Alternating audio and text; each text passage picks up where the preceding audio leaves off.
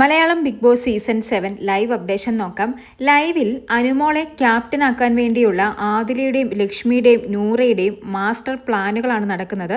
ആര്യനും അനുമോൾക്കും സാബുമാനും വേണ്ടിയുള്ള captaincy task രാവിലെ തന്നെ ആരംഭിച്ചതാണ്. ഉച്ചയായിട്ടും 3 പേരിൽ നിന്നും ഒരാൾ പോലും ഇതുവരെ പുറത്തായിട്ടില്ല. 3 പേരും വളരെ സ്ട്രോങ് ആയിട്ട് തന്നെ ടാസ്ക് ചെയ്തുകൊണ്ട് നിൽക്കുകയാണ്.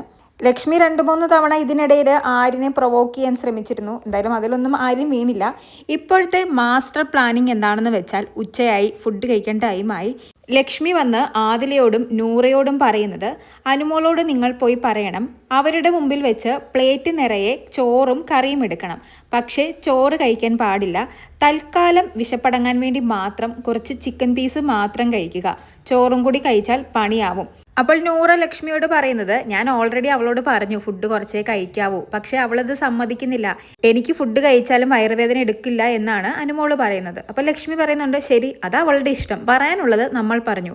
അതിനുശേഷം ലക്ഷ്മി അനുമോളുടെ ചെവിയിലും പോയി പറയുന്നുണ്ട്. ഇതൊന്നും കൂടാതെ കുറച്ചു മുമ്പ് ആര്യനും അനുമോളും സാബുമാനും ഗാർഡൻ ഏരിയയിൽ നിൽക്കുന്ന സമയത്ത് ആദില വെള്ളവുമായിട്ട് വന്നിരുന്നു. അപ്പോഴും ആര്യൻ കുറച്ച് വെള്ളം ചോദിക്കുന്നു. ആദില അത് മുഴുവനായിട്ടും ആര്യന് കൊടുക്കുന്നുണ്ട്. ആ സമയത്തും നൂറ പോയി അനുമോളോട് പറയുന്നുണ്ട്, നീ വെള്ളം കുടിക്കരുത്, വെള്ളം കുടിച്ചാൽ നിനക്ക് ടോയ്ലറ്റിൽ പോകാൻ തോന്നും, അവൻ കുടിക്കട്ടെ, അവനത് മുഴുവനും കുടിക്കട്ടെ, നീ കുടിക്കരുത് എന്ന് പറയുന്നു. ക്യാപ്റ്റൻസി നോമിനേഷനിലും ക്യാപ്റ്റൻസി ടാസ്കിലും ഇപ്പോൾ കട്ട ഗ്രൂപ്പിസമാണ് നടക്കുന്നത്.